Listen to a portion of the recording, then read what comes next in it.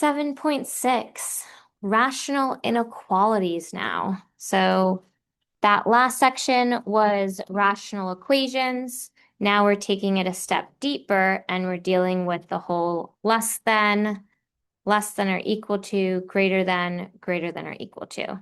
We only have 4 examples in this section, but there are a lot of steps required. Let's first start off with our warm-up. So we want to solve 8 minus 2x is less than 12.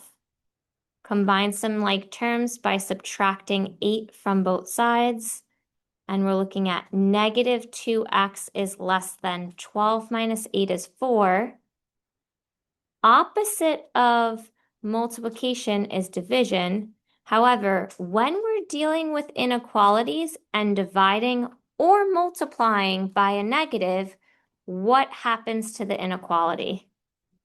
It flips. So our final result is x is greater than or equal to negative 2. That was our first part. Our second question is asking to write this inequality in interval notation.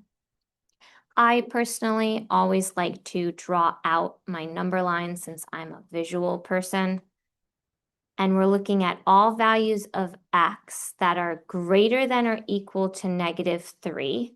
So we're going to have a closed circle at negative 3, but less than 5. So we're going to have an open circle at 5.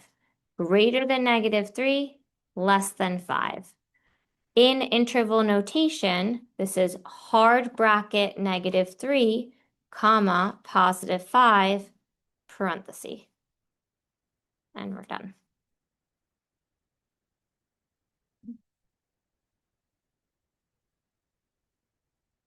First objective. So why don't I have 2 students help me out with this? Who wants to do the first paragraph? Yusuf, and then Lediona, you can do the second one. We learned to solve linear inequalities after learning to solve linear equations. The techniques were very much the same with one major exception. We need multiply or divide by a negative number. The inequality sign of the Rational inequality. A rational inequality is an inequality that contains a rational expression. Perfect. So again, these are some examples of rational inequalities. It's the only difference. Instead of rational equations, which just had equal signs, the inequalities have either the less than, the greater than, the less than or equal to, or the greater than or equal to. I'm curious, has all of the slides been like cut off like that, or it's just this one? Okay, all right, cool. Yeah. All right, so some more volunteers. We'll have someone read orange for me. Almost there, guys. Lena, I'll have you do orange. And then next person, blue. Yeah, I'll have you do blue or purple. And then one more volunteer. Maybe Adelina, I'll have you read the last one. Okay, go ahead. All rational inequalities we use factoring together with the following principle. Sign of a quotient. If a quotient has an even number of negative factors, then its value is positive. If a quotient has an odd number of negative factors, then its value is negative. We also must write the inequality with only one quotient on the left and 0 on the right. Next, we determine the correct whole numbers to use to divide the number one into initials.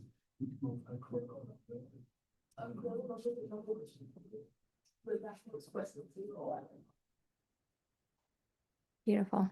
So I would say the most important part in this section is our new vocabulary word critical number, which we want to, any critical number tells us what makes the value equal to 0 and what makes the value undefined. And we'll soon realize that all the undefined values are always going to be open circles when we have to graph our solutions on number lines, whereas it being equal to 0, that will be determined by what the inequality is. If the inequality is less than or equal to, then it'll be closed circle. If it's just less than, then at 0, it's going to be an open circle. And this part up here, where it talks about the sign of a quotient, I feel like that trips up a lot of students. We'll go over figuring out like signs of quotients when we hit the concrete examples, but I wouldn't worry about this section too much because we end up choosing just test values between the intervals to figure out if our quotient is positive or negative in those areas. So I don't want you guys to get tripped up by our formal definition of where our quotient is negative or positive. This again is the step-by-step procedure in solving rational inequalities, but again, we'll go through it step by step with our concrete examples, which I believe start on this next page. And I actually wrote out the steps for you in each of these 4 examples so that you can really get in the habit of questions where we're solving rational inequalities are very, very structured. If you know your steps, then you just have to run through each of the steps and you'll get the right solution every single time. So our step 1 is we want to make sure one side is equal to 0. And is that the case? Yeah, so we're already done with step 1. Now, step 2, we're asked to factor. Do we have to factor here? No, so we're already done with step 2. Step 3 is now identifying our critical numbers. And our critical numbers, again, are our values of x that make it 0 or make it being our rational inequality, undefined. So how do we do this? Well, for 0, we just set the numerator equal to 0.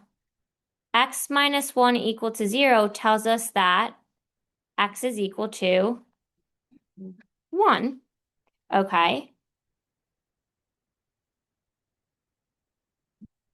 What about undefined? We set the denominator equal to 0. X plus 3 equals 0, so x is equal to negative 3.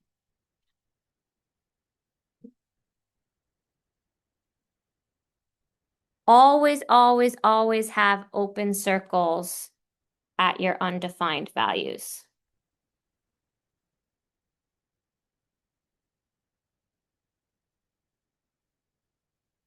Whereas at the 0, that's determined based off of what our problem is given to us as. It's a greater than or equal to 0, which means do you think we're going to have an open circle or a closed circle? It's going to be closed.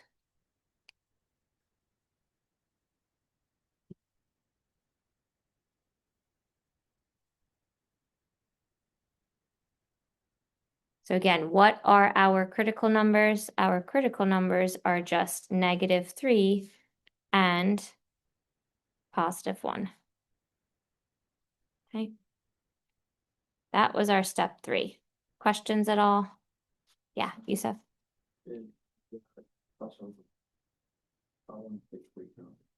Yeah, you can take a picture. That's fine. Now we're on to step 4, which is we want to create a number line with our critical numbers. So number line, negative infinity to positive infinity. We're going to incorporate our critical numbers. So we have -3 and we have +1. And we know that -3 gives us undefined, so open circle there. +1 gives us 0, which is included, so closed circle there. And then now we're on to our step 5, where we are going to choose test values between each interval and compare to the inequality in problem. And again, this box is just showing us we're looking at greater than or equal to 0. Okay. So let's choose some test values. What is a value between -infinity and -3? And always choose the easiest one. Negative, not -2. Yeah, -4. So now let's plug in -4. -4 minus 1 gives us -5. You really actually don't have to do much math here. You can just say it's negative in the numerator. And then -4 plus 3 is also a negative. What's a negative divided by a negative? A positive. So we're going to put a positive here.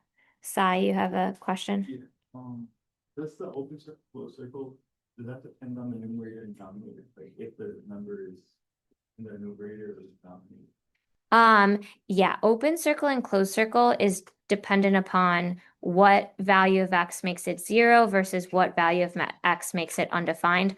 All the undefined values of x, which both, yeah, that's in the denominator, which both of these are known as critical numbers. But all the values of x that make it undefined, so we set the denominator equal to 0, those are always going to be open circle. However, the numerator changes. If this was just greater than 0, then this would also be an open circle. Because it's greater than or equal to 0, we're including 0 in our solution. Yeah. All right. Back to what Abraham said earlier. What's a value between -3 and 1? -2, yeah. So we have -2 minus 1, which is a negative, and -2 plus 3 is a positive. What's a negative divided by a positive? A negative. And then what's a value greater than 1? 2. 2 minus 1 is positive. 2 plus 3 is positive. Positive divided by a positive is positive. Yeah. And again, because we're dealing with greater than or equal to, I should have probably, let's see if I could change the highlighting color. I like to associate greater than or equal to green because it's positive. Which means on our number line, what are the intervals that are positive? It's all of our pluses, right? So now we can put this into, right, that negative is red for less than 0. Let's put this in interval notation. Yeah, exactly. So we finished our step 5. Now we're on to our last step, interval notation. We're just going to read it left to right. -infinity to -3, parenthesis, union, parenthesis or hard bracket, 1 all the way up to positive infinity. We're only doing the green. Yeah, we're not including the negative because that's not part of our solution. It was like the 2 positive, they were negative instead, and then the 1 was positive. We just take the greater of the sign. So, Say that again, like if Abraham. there's 2, like if there were 2 negatives and there was 1 positive, we would have shift the negative. We would, if there were 2 negatives and 1 positive, we would still just take the positive. We would take the one that's greater than or equal to 0. If this inequality was less than or equal to 0, then we would take the red. Yeah. Mhm. Thank you. Yeah, no problem. Right. This is not going to be on the quiz on Monday. Quiz on Monday is 7.1, 7.2, and 7.3. We'll do one more of these questions, and then on Monday, we'll do the last two as like a warm-up. All right, and we'll take this one a little faster now. So we're first step, make sure one side is equal to 0. We need to subtract 1 from both sides. So we're looking at 4x all over x minus 6 minus 1, which as a fraction is 1 over 1, is less than 0. Now let's put that all in terms of one fraction. So we're going to multiply that 1 over 1 by what? Yeah.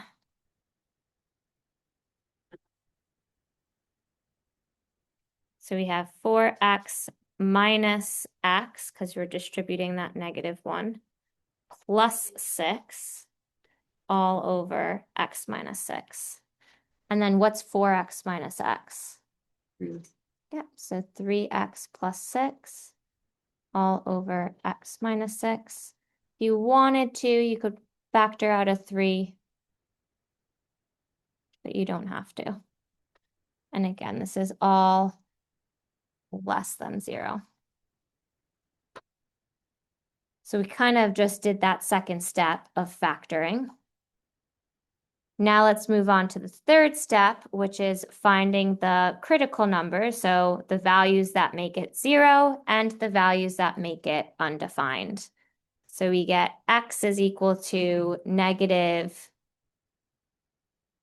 set x plus 2 equal to 0.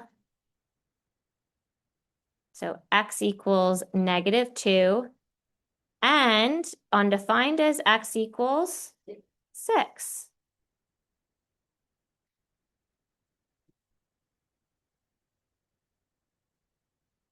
Both of them open or close circles?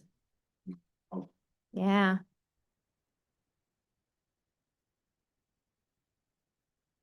Now let's go ahead and create our number lines. Again, we're looking at less than 0, so it's actually going to be red. Put in our critical numbers. We have -2, we have +6. Open circles in both situations. And now let's choose test values for our step 5. Value less than -2, -3. Plug that in. -3 plus 2 is a negative, times a positive is a negative. -3 minus 6 is a negative. What's a negative divided by a negative? Positive. What's a value between -2 and 6? 0. 0 plus 2 is positive, times a positive is a positive. 0 minus 6 is a negative. A positive divided by a negative is? What's a value greater than 6? 7 plus 2 is positive, times a positive is a positive. 7 minus 6 is a positive. A positive divided by a positive is a positive. And so we're looking at values that are less than 0. So not the green, but the red. So let's put that, finally, step 6, into interval notation, and we get our final solution to be parentheses, -2, comma 6, parentheses. And we're done. Right. So again, we'll do those last 2 examples as a warm-up problem for next time.